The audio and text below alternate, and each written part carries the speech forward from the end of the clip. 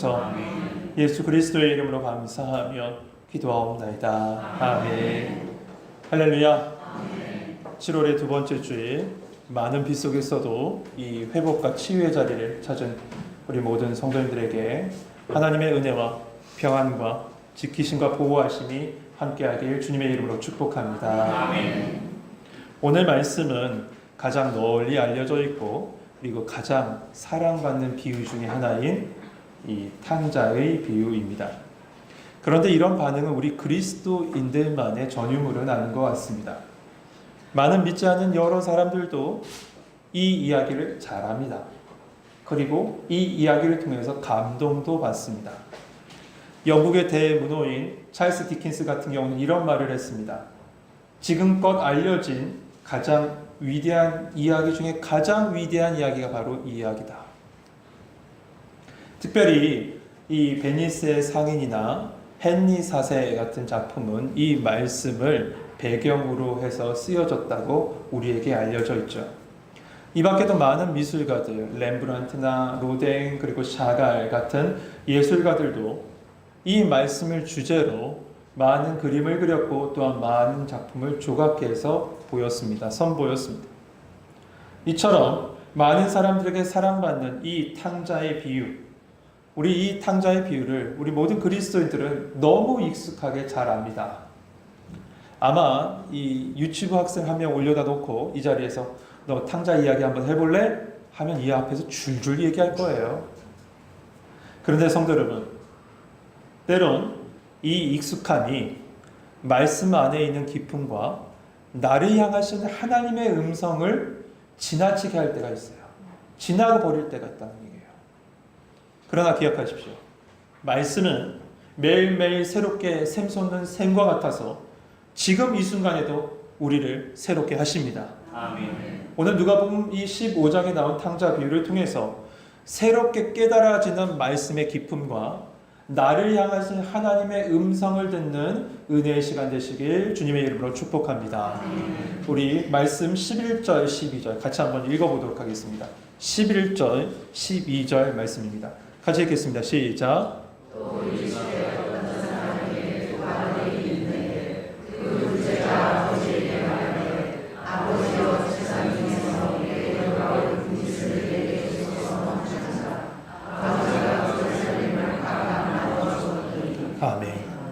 한 아비에게 두 아들이 있었습니다. 이 아버지는 말씀에 보면 많은 품품도 데리고 있었고 옷과 반지와 살찐 송아지와 그리고 많은 토지를 소유한 것을 볼 때 이 아버지는 큰 부자였음이 분명합니다. 그런데 어느 날 작은 아들이 찾아와 이런 이야기를 하는 거죠. 아버지 재산 중에 내 것 있죠? 내게 돌아올 분기 내게 주세요. 여러분, 이 말은 단순하게 우리 미리 유산 정리합시다 이런 이야기가 아닙니다. 말씀 속에 재산이라는 말, 원어의 의미는 본질이라는 말이에요. 그런데 그 본질이라는 말에서 더 깊이 들어가면 어떤 뜻이 있냐면 생명이라는 말도 있어요. 그러니까 이 말은 이거예요. 이거 이제 나에게 당신의 생명 내놓으세요. 이런 말과 같아요. 당신의 생명 내놓으란 말이에요. 여러분, 이런 못된 말을 하는 게 어디 있어요? 정말 혼을 내서 다리 몽둥이 똑 부러뜨려갖고 내쫓아버려야 되죠. 이 고대의 이 근동의 유대 사회는 지금 우리의 사회보다 더 보수적이었습니다. 그리고 그곳은 시족 사회였죠. 그러니까 지금 이 집안의 문제, 한 가정의 문제는 한 가정으로 끝나지 않아요. 한 공동체, 공동의 문제로 불거질 수 있을 여지가 분명히 있습니다. 마을 전체의 아버지라는 그 존재의 위험, 그 위신뿐만 아니라 혈족의 명예까지 걸린 문제가 될 수 있다는 거예요. 그런데 아버지는 어떻게 합니까? 그 아버지는 그냥 내어줘요. 아무 말 없이. 아마도 이 둘째 아들은 큰 아들이 이 유대 상속법에 의하면 큰 아들이 2배를 받기 때문에 재산의 3분의 1을 가져갔을 겁니다. 나머지 3분의 2는 큰 아들이 가져갔을 것이고, 아버지는 피같이 그리고 생명같이 그 재산을 모았습니다. 근데 그 재산을 아무런 말씀하지 않으시고 놔줍니다. 줘요. 여러분, 이 아들의 모습과 이 아버지의 모습이 바로 죄악된 인간의 모습과 하나님 아버지의 모습입니다. 인간은 에덴 동산에서부터 하나님의 말씀을 어기고 사단의 유혹에 마음을 뺏겨서 나 혼자 살 수 있습니다, 나 혼자 살아내렵니다 하면서 스스로 하나님 곁을 떠나는 길을 선택했어요. 그래서 그 이후에 TV 프로그램이 나온 거예요. 나 혼자 산다고요. 여러분, 이처럼 하나님을 그 마음에 두기를 싫어하는 그 인간을 하나님은 그 상실한 마음 그대로 내버려 두셨다라고 되어 있습니다. 로마서 1장 28절 말씀이에요. 다만 그 하나님은 그들이 돌아올 길을 준비하고 계셨고 그 길 끝에서 기다리고 계신 거예요. 이처럼 아버지의 재산을 받은 그 둘째 아들 어떻게 합니까? 13절 말씀 보시죠. 그 외에 며칠이 안 돼 둘째 아들이 재물을 다 모아가지고 먼 나라에 가 거기서 허랑방탕하여 그 재산을 낭비하더니. 여러분, 여기서 이 재물을 다 모아가지고 라는 말이 헬라어로는 수나고라는 뜻이 있습니다. 말입니다. 근데 이 말의 뜻은 뭐냐면 현금화하다라는 뜻이에요. 현금화하다. 그러니까 당시 재산은 뭡니까? 토지와 가축들 아니에요. 이것을 아버지는 피와 땀과 눈물과 기도하면서 그 모든 것을 모았을 거예요. 그런데 이 인정한 이 아들은 며칠이 안 돼서 현금으로 다 바꿔버려요. 그리고 아버지 곁을 떠나버린 겁니다. 아버지로부터 돈만 딱 얻고 그 모든 인연까지 다 끊어버리고 아버지께로부터 도망가버린 거예요. 여러분, 다시 말씀드리지만 이 아들의 모습이 바로 하나님으로부터 멀리 떠나서 저 세상으로 내 마음대로 가려고 했던 이 못된 죄인의 모습, 그 모습이 이 아들 안에 있습니다. 우리의 옛 모습이에요. 아니, 지금의 우리 모습일지도 모르겠네요. 그런데 어떤 일이 벌어져요?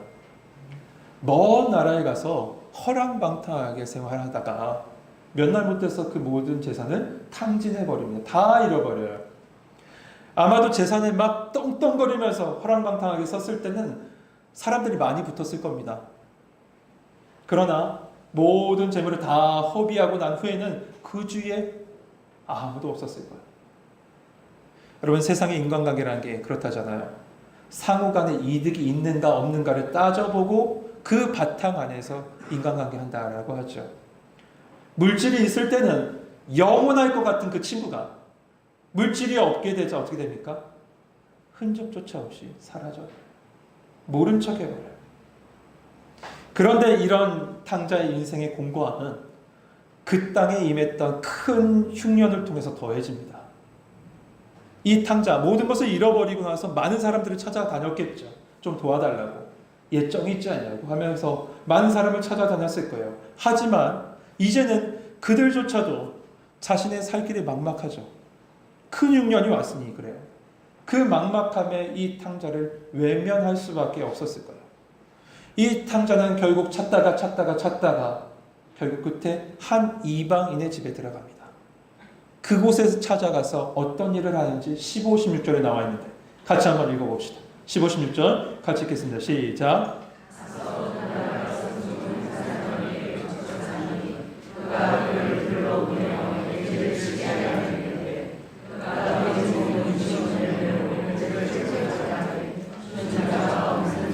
아멘. 여러분, 유대인들은 돼지를 부정한 짐승으로 여겼습니다. 그래서 기르지도 않고 만지지도 않았습니다. 그런데 지금 말이에요.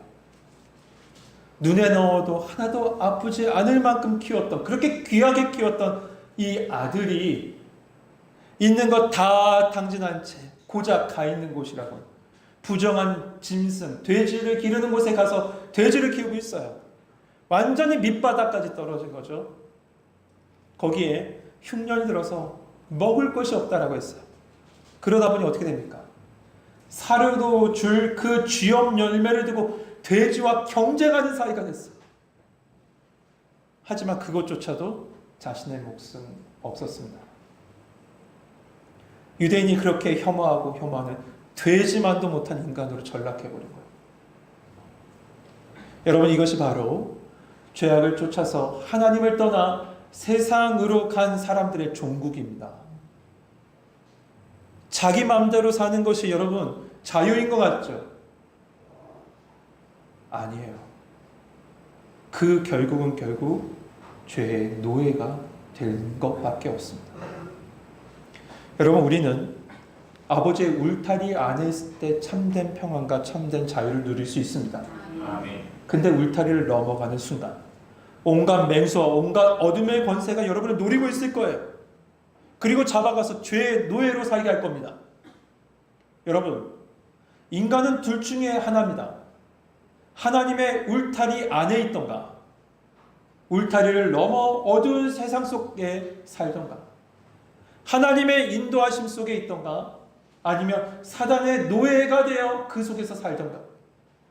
이 둘 중에 하나를 선택해야 돼요. 중간은 없어요. 여러분, 울타리 밖의 삶, 그 삶이요 자유로워 보이죠? 많은 것을 채울 것 같죠? 그러나 채워도 굶주린 삶이 울타리 밖의 삶이에요. 왜냐하면 생명의 떡이시오 생명의 물 대신 예수 그리스도가 없기 때문에 그렇습니다. 그러므로 성도 여러분, 세상의 것에 줄이고 목마른 자가 아니라요, 완전한 의 대신 예수 그리스도를 줄이고 목마르고 하며 갈망할 수 있는 성도인 되시길 소망합니다. 아멘. 이처럼 굶주림 속에 있었던 탕자는 이 돼지가 먹는 쥐엄 열매를 바라보면서 이렇게 말합니다. 17절 말씀이에요. 이에 스스로 돌이켜 이르되 내 아버지에게는 양식이 풍족한 품꾼이 얼마나 많은가. 나는 여기서 줄여 죽는구나. 그리고 이 탕자는 아버지께로 돌아가려고 합니다. 여러분, 저는 이 말씀을 묵상하면서 성경책 안에 이런 멘트를 써놨습니다. 뭐라고 써놨냐면 쥐엄 열매의 은혜. 쥐엄 열매의 은혜. 그래서 원래 제목을 쥐엄 열매의 은혜라고 줬다가 다시 바꿨어요. 여러분, 쥐엄 열매가 어떤 건지 아세요? 이 쥐엄 열매는 한 30cm 정도 되는데요. 폈을 때 30cm입니다. 돼지 꼬랑지처럼 이렇게 꼬여 있는데 우리로 얘기하면 콩꼬투리 알죠? 그 콩꼬투리 모양이에요. 그냥 그 안을 까면 둥글고 납작한 열매가 나옵니다. 쉽게 얘기하죠. 그냥 콩이에요, 콩. 근데 이 열매는 주로 가축의 사료로 사용했습니다. 그러나 단 가난한 사람들이나 광야의 순례객들이 보릿고개를 넘어야 되는 그 순간에 최후의 보루로 먹었던 것이 바로 이 쥐엄 열매였던 거예요. 그래서요, 이 세례 요한이 광야에서 지냈죠. 광야에서 지냈을 때 뭘 먹었다라고 얘기하죠? 메뚜기와 석청을 먹었다라고 성경 기록됩니다. 이 메뚜기가 히브리어로 뭐냐면 하가부예요. 그런데 이 쥐엄 열매가 히브리어로 뭐냐면 하루부예요. 발음이 비슷하죠. 그래서 아마도 이 세례 요한은 쥐엄 열매를 먹고 버텼을 것이다. 당시 광야에는 메뚜기가 그렇게 많지 않았대요. 그러니까 이 쥐엄 열매를 먹고 버텼을 것이다 라고 추정해요. 그래서 초대 이 기독교인들은 이 쥐엄 열매를 뭐라고 불렀냐면 세례 요한의 떡, 세례 요한의 빵 이렇게 불렀다라고 합니다. 이처럼 가난과 궁핍의 상징인 쥐엄 열매를 보면서 그제야 탕자는 아버지께로 돌아갈 마음을 얻었던 거예요. 이 또한 하나님이 하신 줄 믿습니다. 아멘. 랍비의 격언 중에 이런 말이 있습니다. 이스라엘 사람들이 쥐엄 열매를 먹게 될 때 그들은 회개한다. 이 아들을 가리켜 가장 적절한 말이 아닐까 싶습니다. 이처럼 쥐엄 열매의 그 낮아짐을 만났을 때 그곳에서 아버지 하나님을 기억한다면 여러분, 그것이 바로 은혜입니다. 아멘. 여러분, 쥐엄 열매를 맺는 그 나무를 영어로 뭐라고 하냐면요, 캐럽트리라고 얘기해요. 캐럽트리. 캐럽이 뭔지 아세요? 많이 들어보셨을까요? 이 캐럽이 뭐냐 하면 이 다이아몬드의 중량을 나타내는 것, 캐롯이잖아요. 그 캐롯입니다. 이 주엽 열매는 모양은 다 달라도, 열매 모양은 다 달라도요, 그 중량은 똑같았답니다. 그러다 보니 고대 근동에서 이 주엽 열매를 가지고 중량의 기준을 잡았대요. 그 기준이 지금으로 따지면 어느 정도냐면 0.2g. 여러분 1캐롯이 얼마인 줄 아세요? 답 가르쳐 드렸잖아요. 0.2g이에요. 제가 이거를 2부 예배 때 이거 관련된 분에게 직접 물어봤습니다. 0.2g 맞다고 하더라고요. 성도 여러분, 주엽 열매는 가난과 궁핍과 고난과 낮아짐의 상징이지만 그 속에서 하나님을 만나게 될 때 여러분의 고난이 캐럿, 다이아몬드 같은 고귀한 가치를 지니게 될 줄 믿습니다. 아멘. 여러분 이렇게 아버지를 기억하고 아버지께로 돌아가려는 당장, 본인도 사람이라 염치가 없어서 그런지 아버지께 할 말을 미리 예행 연습합니다. 미리 각본을 짜는 거예요. 그 말씀이 18절, 19절 말씀입니다. 말씀 보시죠. 내가 일어나 아버지께 가서 이르기를 아버지 내가 하늘과 아버지께 죄를 지었사오니 지금부터는 아버지의 아들이라 일컬음을 감당하지 못하겠나이다. 나를 품꾼의 하나로 보소서 하리라. 여러분 그렇게 고생한 둘째 아들이잖아요. 그런데 아직도 이 아들은 아버지를 모릅니다. 아버지가 어떤 분인지, 어떠한 사랑이 있는지, 그 사랑이 그게 얼마나인지 이 아들은 몰라요. 그래서 지금 각본을 짜는 거예요. 자기 변명하려고. 그는 이제 어렵게 한 걸음씩 아버지께로 돌아가요. 20절 말씀 같이 한번 읽어봅시다. 같이 읽겠습니다. 시작.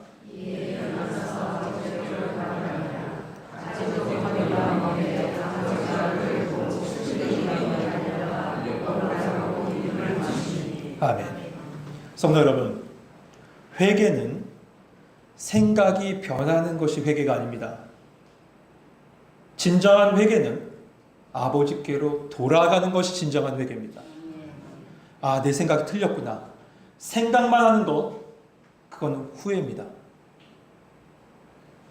일어나 아버지께로 돌아갈 때 진정한 회개가 일어나는 거예요. 여러분, 지금 후회하고 계십니까? 아니면 회개하고 계십니까? 후회하지 마시고 회개하십시오. 이 예배 시간에 아버지께로 돌아가라는 말씀입니다. 아들이 저 멀리서부터 터벅터벅 걸어오고 있습니다.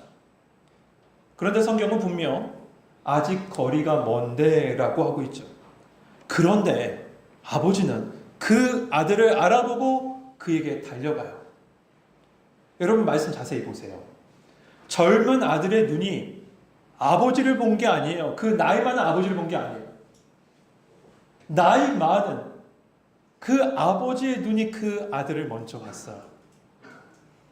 여러분 시력이 좋아서 보는 게 아니에요. 이건 바로 사랑이 있을 때 보는 그 사랑의 시선이었던 거죠. 렘브란트가 그린 이 탕자의 귀환이라는 작품에 보면요, 아버지가 그 바닥에 주저앉은 그 아들을 이렇게 감싸 안고 있어요. 나중에 한번 집에 가셔서 한번 그 렘브란트의 탕자의 귀환이라는 작품 보세요. 근데 이렇게 하고 있는데 그 아버지 자세히 한번 보세요. 아버지가 그 안고 있는 아들에게 시선을 맞추는 것이 아니라 그 너머에 있는 땅바닥을 보고 있어요. 그리고 그 아버지의 눈을 자세히 보시면 아버지의 눈이 형태가 없습니다. 형태가 보이지 않아요. 그 눈이 눈물을 흘리고 또 흘리고 흘리다 보니 다 짓물러 버린 거예요. 얼마 전에 비슷한 시대의 작품을 하나 봤어요. 맹인소녀라는 작품인데 그 작품에 보니까 똑같이 앞을 못 보는 그 여성을 갖다가 렘브란트가 그린 그 아버지의 그림과 똑같이 그려놨더라고요. 아, 이거구나. 그 아버지는 울고 매일 그 아들을 기다리면서 길가에서 울고 눈물을 흘리다가 눈이 다 짓물러버려요. 그런데 그 짓물은 그 눈으로 아버지를 본 겁니다. 아들을 본 거예요. 사랑으로 말이죠. 이사야 49장 15절 말씀입니다. 여인이 어찌하여 그 젖먹는 자식을 잊겠으며 자기 태에서 난 아들을 긍휼히 여기지 않겠느냐. 그들은 혹시 잊을지라도 나는 너를 잊지 아니할 것이라. 여러분, 이 아버지의 마음이 느껴지십니까? 이 아버지의 마음은 아들을 향해 달려가는 그 모습 속 단어 하나하나 속에 다 담겨져 있습니다. 20절 말씀이 나온 그 단어 말이에요. 20절 말씀에 보면 첫 번째, 측은히 여겼다라고 했어요. 여러분, 이 측은히 여겼다란 말이 무슨 뜻이냐면 내 내장을 떨어뜨리는 고통을 겪다예요. 우리말로 얘기하면 뭐가 될까요? 애간장이 탄다? 이 정도 되겠죠. 애간장이 타는 거예요. 그리고 그 아버지는 어떻게 합니까? 달려가요. 여러분, 그런데 유대인의 관습상 20세 이상의 남성은 뛰지 않았답니다. 채통 없다고 뛰지 않았어요. 저도 어렸을 때 아버지가 너희 집은 양반이다, 우리 집은 양반이다 라고 하시면서 꼭 못하게 하신 게 뭐냐면 돌아다니면서 길거리에서 아이스크림 못 먹게 하셨어요. 넌 양반이야 하면서요. 양반같이 보여요? 전 잘 모르겠지만 그렇습니다. 여러분, 지금 이 유대인들 관습상 어른, 유대인 남성은 뛰지 않았대요. 이 탕자의 아버지 누굽니까? 나이가 많은 재력가예요. 그리고 마을의 유지입니다. 마리의 유지였다는 것은 그 마을의 원로, 장로였다는 것이고 그 장로들이 입는 옷은 긴 옷을 입고 다녔어요. 축 처지는 긴 옷을 입고 다녔어요. 그럼에도 이 아버지, 그 아버지의 품격, 자신의 품격, 자신의 지위 아랑곳하지 않고 그 긴 옷을 부여잡고 그 짓무른 눈을 가지고 아들에게 막 달려간 거예요. 여러분, 이 모습이 바로 우리에게 달려오신 예수님의 모습이에요. 저 높고 높은 그 광명의 하늘 보좌를 버리시고 우리를 향해 낮고 낮은 자리로 찾아오셨습니다. 그 하나님이신 그는 부끄러움을 개의치 아니하시고 우리에게 찾아오신 거예요. 그래서 히브리서 12장 2절에 이렇게 말씀하는 겁니다. 믿음의 주요 온전케 하시는 이인 예수를 바라보라. 그는 그 앞에 있는 기쁨을 위하여, 그 앞에 있는 기쁨이 뭡니까? 생명 살리는 기쁨이에요. 그 생명 살리는 기쁨을 위하여 십자가를 참으사 부끄러움을 개의치 아니하셨다라고 했어요.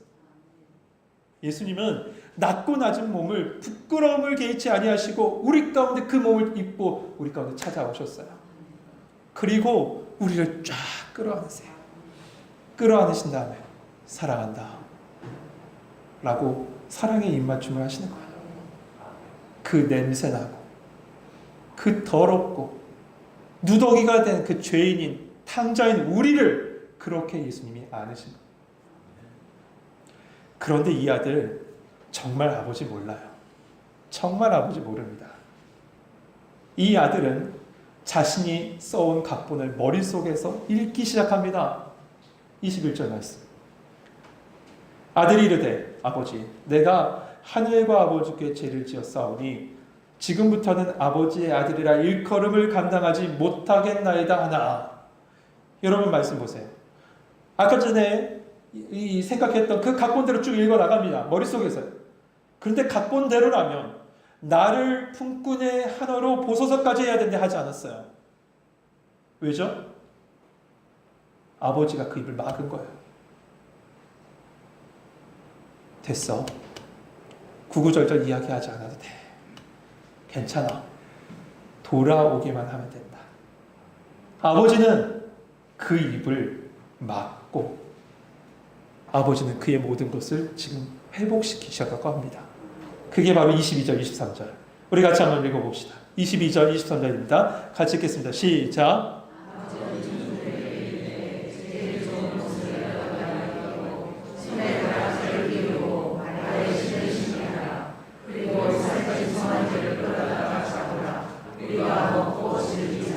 아멘. 성도 여러분, 아버지는 그의 더럽고 냄새나고 누더기 됐던 그 죄의 옷을 벗겨버리시고 가장 좋은 옷, 예수 그리스도의 의의 옷을 그에게 입혔습니다. 자녀된 권세를 준 거야. 그리고 가락지를 끼워서 너는 이 모든 하늘의 축복의 상속권이 있어. 너는 상속자야. 그 상속자의 자격을 회복시켰어요. 그리고 그의 발에 신을 씻깁니다. 여러분, 이 노예들은 신을 신지 않았습니다. 당시에. 주인만 신을 신었어요. 그의 위치를 회복한 거예요. 그렇다면 왜 아버지는 이토록 극진하게 이 집 나간 아들을 여러분 이렇게 맞이했을까요? 24절 말씀이에요. 이 내 아들이 죽었다가 다시 살아났으며 내가 잃었다가 다시 얻었노라. 여러분, 인간은 하나님과 함께할 때 행복하도록 지음받았습니다. 왜냐하면 그의 안에, 우리 인간 안에 하나님의 호흡, 하나님의 영, 하나님의 형상이 있기 때문에 그래요. 근데 그 하나님을 떠난 순간 우리는 죄와 저주와 사망 가운데 놓이게 돼요. 아버지를 떠난 것이 죽음이에요. 그러나 아버지께로 돌아오면 그 안에서 영원한 생명을 얻게 되는 줄 믿습니다. 다시 돌아온, 아니 다시 살아온 이 아들로 인해서 아버지는 기쁨을 주체하지 못하고 이 거대한 축제를 온 마을 사람과 함께 같이 벌이고 있는 거죠. 사랑하는 성도 여러분, 오늘 말씀을 많은 사람들은 제목을 달기를 이렇게 달아놉니다. 돌아온 탕자. 그러다 보니 이 스토리의 주인공을 탕자로 삼습니다. 그러나 아닙니다.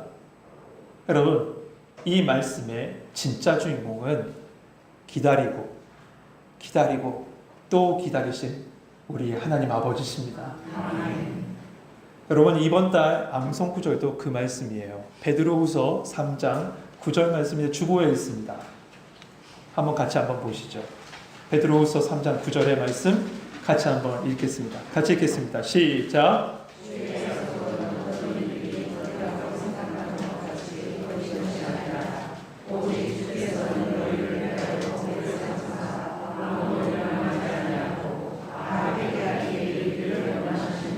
아멘. 오직 주께서는 너희에 대하여 오래 참으사 아무도 멸망하지 아니하고 다 회개하기에 이르기를 원하시느니라. 여러분, 끝까지 참고 기다리셨던 그 주님의 마음이 보이십니까? 그 아버지께서 지금 이 순간에 여러분을 부르신 거예요. 그리고 여러분은 지금 주님 앞에 나왔습니다. 그 모습을 보시고 하나님 아버지는 기뻐하시는 거예요. 기쁨을 주체하지 못하시는 그 기쁨의 축제를 이 예배 가운데 허락하신 줄 믿습니다. 돌아오기만 하면 돼요. 아버지께로 돌아가기만 하면 돼요. 그래서 누가복음 15장에는 앞부분부터 쭉 이 기쁨의 축제가 이야기되는데, 첫 번째는 잃어버린 양을 찾은 비유를 통해서, 두 번째는 잃어버린 동전을 찾은 여인의 기쁨을 통해서, 그리고 오늘 본문인 이 탕자의 비유를 통해서 잃어버린 자를 찾으신 그 하나님의 기쁨이 풍성하게 담겨져 있어요. 다만 아직 돌아오지 못한 사람이 또 있습니다. 여러분, 사실 오늘 본문의 탕자는 한 명이 아닙니다. 두 명이에요. 우리는 다음 주에 그 두 번째 탕자를 만나보려고 합니다. 성도 여러분, 오늘 말씀을 통해서 여러분을 기다리시고 또 기다리시는 하나님께 돌아가는 역사가 있기를 소망합니다. 돌아가야지 생각만 하지 마시고 아버지께 돌아가십시오. 후회로 끝나지 마시고 회개로 하나님께 돌아가시란 말씀입니다. 성령님이 여러분에게 아버지께로 돌아갈 수 있는 마음과 아버지께로 돌아갈 수 있는 생각과 그 걸음을 주실 줄 믿습니다. 하나님은 지금도 우리를 기다리고 계십니다. 기도하겠습니다.